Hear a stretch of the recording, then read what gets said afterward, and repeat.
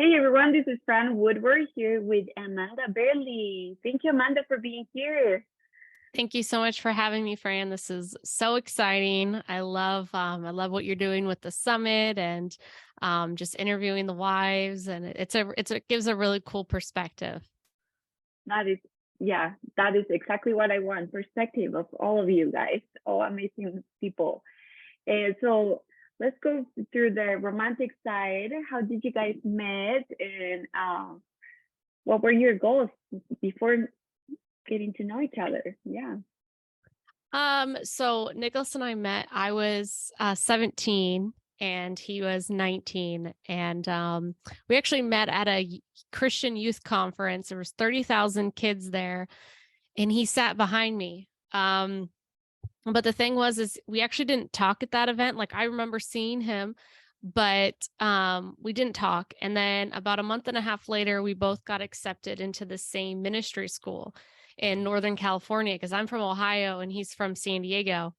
And so we both got accepted. And when I posted something in the Facebook group, and he messaged me and was like, "Oh, I really loved your post." And then I went to his Facebook to see who this guy was, and I saw a picture of me on his Facebook when he was sitting behind me at that youth event. And I was like, wow, that's so weird. I like commented, I was like, hey, that's me. Like, you have a picture of me on your Facebook.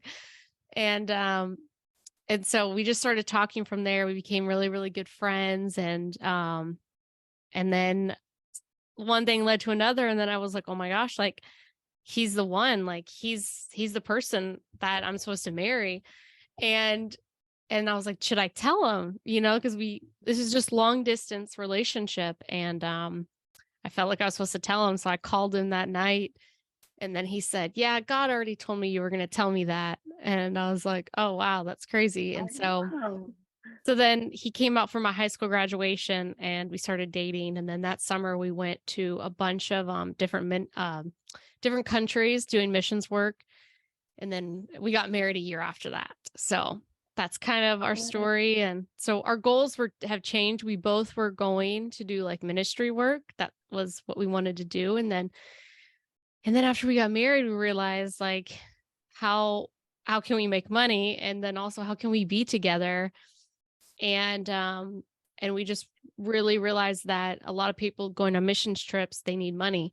And so we're like, if God has given us a gift of business, I'd rather fund those missions, as much as I love doing missions work, going a whole week without showering and having like no food is not very fun. So Yes.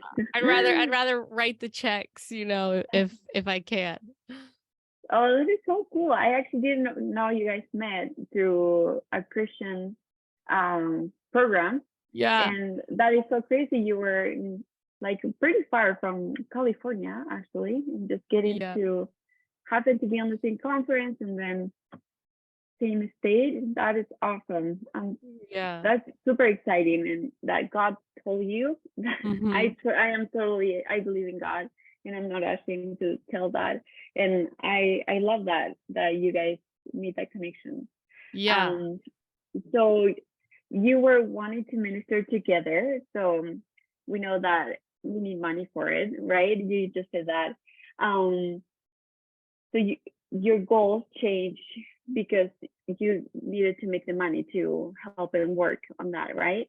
Yeah. So were you guys planning on always having your business together, or how did it all the entrepreneurship world start for you guys? Yeah, so we always planned on working together because that's what we wanted to do. We were like, why would we get married if we didn't want to, be together and work together? And just because we're very much both very all in, just obsessed Mhm. kind of people. And and so that's why we were like, let's just start businesses together. And at that time, we were like, I don't know what we're gonna do. Like Nicholas was into coffee, so we're like, maybe we're gonna do something with like a coffee business. And then my parents got into a network marketing company and they enrolled us. They were like, you guys got to check this out. It's this protein powder and this and that. And we were like, oh my gosh, like we drink protein shakes every day. Like this shake tastes amazing and all this stuff. And so we ended up joining that company. And that's how we were able to work together is we started doing really well at the network marketing company and learning about business. Like I was only 18, never went to college, Nicholas barely graduated high school. So, for us, like we're not gonna like go to college and like get a degree in something and start a business. Like we were just like kind of bootstrap entrepreneurs. And so that's how we got started in business was in network marketing because it's such a easy business to start. They already have everything. They have the websites, they have the products, they have the marketing, everything you need, customer support. And so you can just start a business for $500 and start making money. So that's what we started doing. And then eventually we led to wanting to create our own business because that network marketing company kind of went down. So then we started our own health coaching company. Oh, that is so cool. So your doors were open since the beginning, since you got married, guys. So how have you been able? So I know you start dating and you got married, so you have been always together. How did you guys work through on separating work through with marriage? Like, how was the adapting point to it? Does it Yeah, make sense? I feel like that question, it's very much so how do you ask a couple of like, how do you separate marriage versus being a parent? It's Mm-hmm. like, well, it's a part of who you are. You can't really separate it. You can have different like focuses and intentions, but it's really hard to separate it. And so, like this past weekend, we went to Dallas and as like just like a little getaway, but it's not like we were like, we can't talk about business this whole trip. It's like just for marriage. It's like, no, like if we just talk about it if we want to talk about it. Mm-hmm.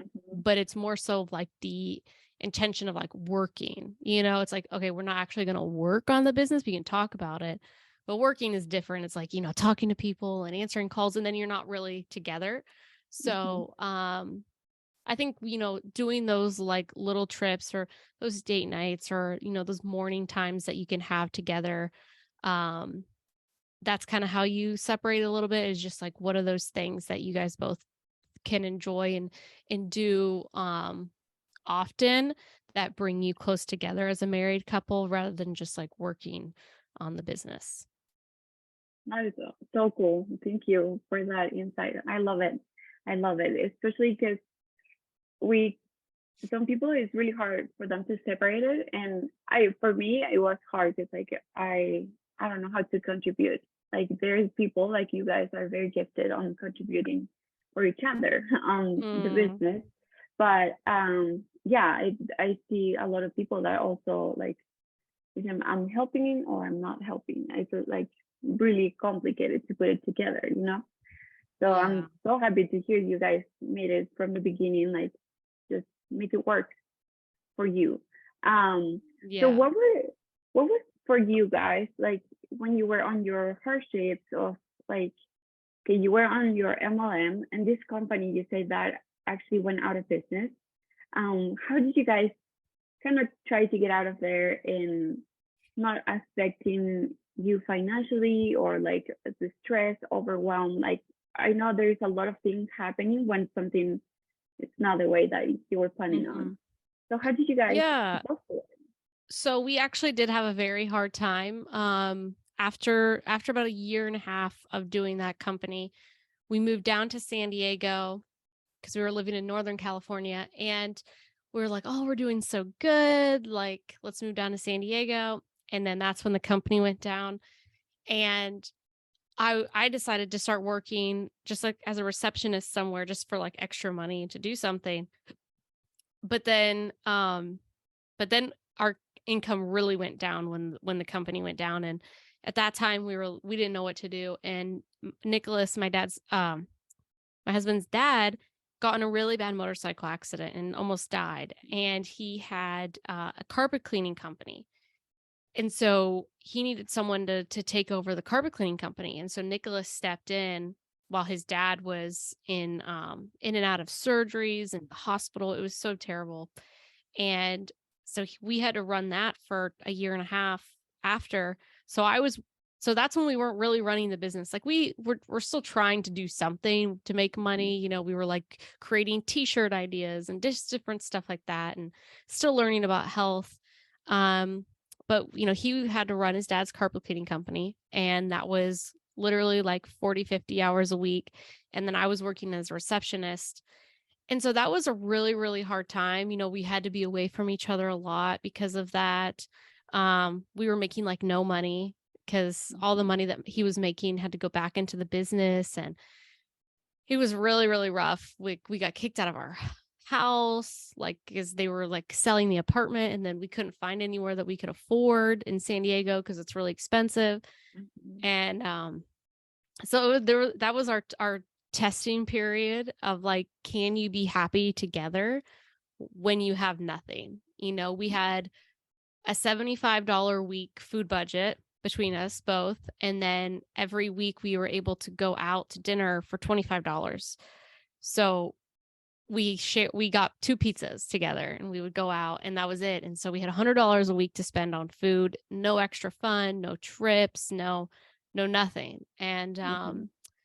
And so that was really hard. And then that's what really produced me to just like do something. And that's when I really started to look at online businesses and how do we do an online health coaching company and scale something that's our own. And so while he was running the carpet cleaning company, I was over here trying to get my personal trainer's license and going to all the events and on going to online summits and registering for everything that I could to try to learn how to grow a business. Oh, that's so cool. It's very tragic what happened actually to your father-in-law. But Yeah. after that tragedy, actually it made you grow and find your guys' right spot, right?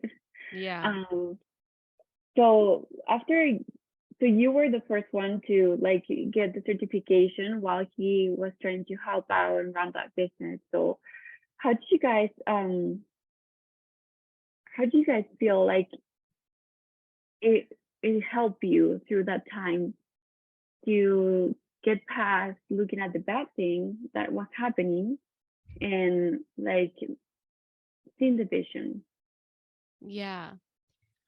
I think constantly like focusing on your vision and your goals.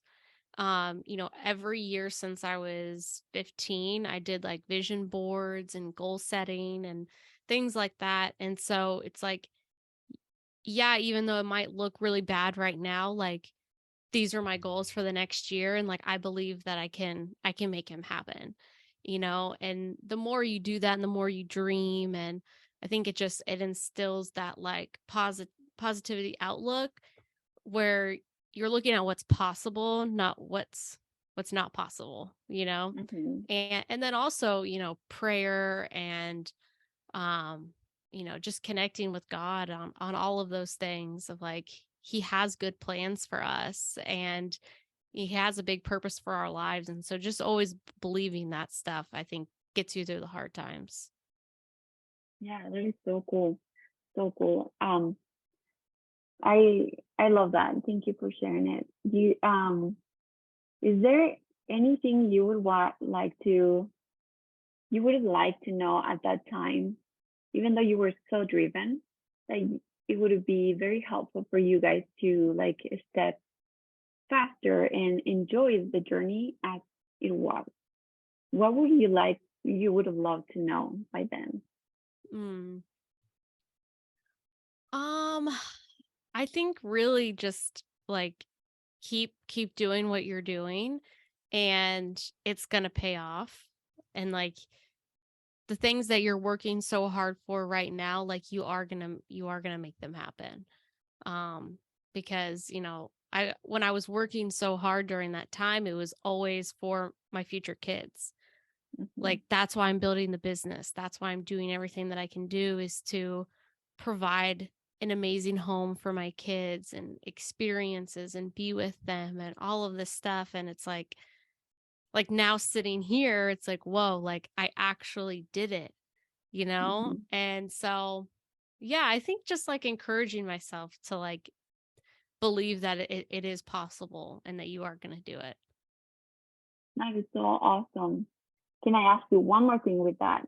Yeah. How how did you how did you like move out of the negative thought and really focus on the positive? Because it seems like it's I love what you share about building my dreams for my kids, because that's exactly what and Malaya actually shared this year in Funnel Hacking Live. And he say you're not um, showing your kids, you're not raising right your kids if you're not showing them what your dream is about. Mm. And it really got us stuck, and it's exactly what you mentioned right now. How did you get past um, oh, when it's too black, when it's not happening? How did you get past that to see always the positive with the prayers? Honestly, I really I'm I'm a pretty positive person. I try to look for the good in most things.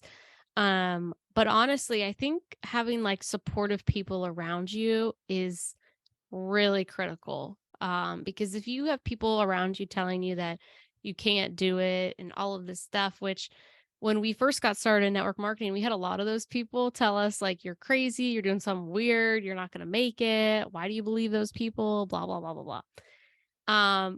And so we had a lot of that negative stuff, but we kind of just like ignored it.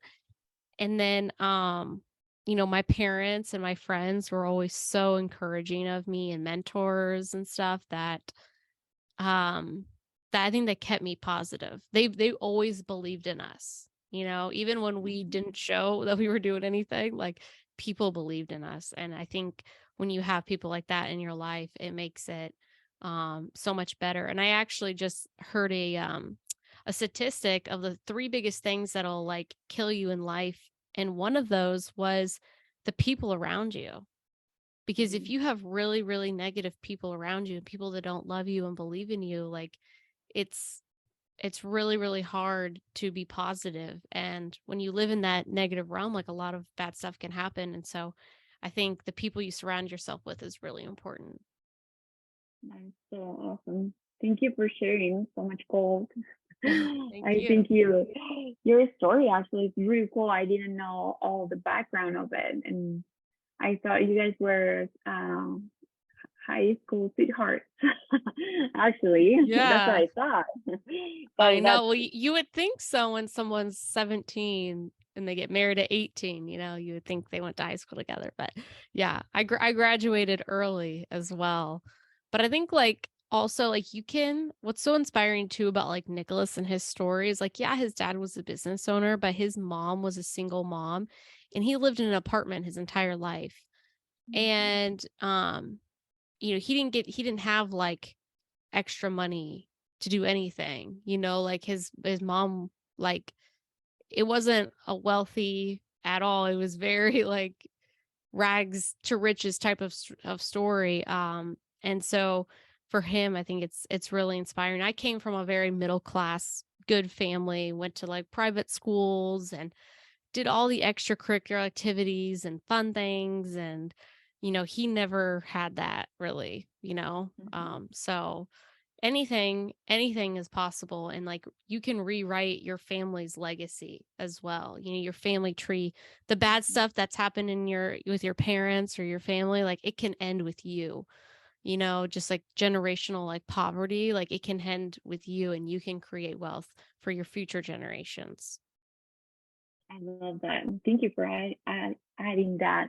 Um, yes, it's very humbling seeing rewriting the script on your own family and doing better than what you were given and being grateful for what you got as well. So Mhm. I love that. Thank you so much for sharing your time and your beautiful story, and also the your your drive on all of this. Like I think you guys are amazing. I love seeing how many couples actually are doing so many incredible things, so many businesses, and just the drive together. And then I guess it will go with the family. And you're not just a supportive wife or just a wife or just a mom. You know, you have the whole package, and that is the coolest thing. I Oh, know, I know a lot of other wives of entrepreneurs that I have learned from. They also have such a cool stories, and I think everyone is so unique, and that's what I love about each and every one of you. So thank yeah. you so much for your time. Yeah, And thank you so much. I appreciate being here. And I just want to say one last thing is that, every single entrepreneur wife has a specific, role. And, whether it's just supporting your husband and, helping him achieve, those goals for his business, and or it's helping him work in the business. There's nothing's better than the other. We all, it doesn't matter. No one's like, oh, well, just because you don't work in the business doesn't mean you're not the entrepreneur wife or whatever. It's like, no, you can be the, maybe he just needs to come home and be supported by you. mhm, And for me, I can't be a full-time mom because I can't run a business and be a full-time mom. Like, it's so hard. So yeah, something has to give. No, nothing in life is perfect balance, but I think just being like leaded and guided of like what you're supposed to be doing. exactly. That's awesome. And thank you for adding that too. Yes, and that's the whole point of my summit is understanding like everyone has a different role in life, um, and wives are a pillar and still a very important role in the company and the marriage and everything. So thank you for adding that. Yeah, of course. Well, thank I you so much, Fran, for having me. I appreciate it. No, no problem. Thank you for saying yes. Bye.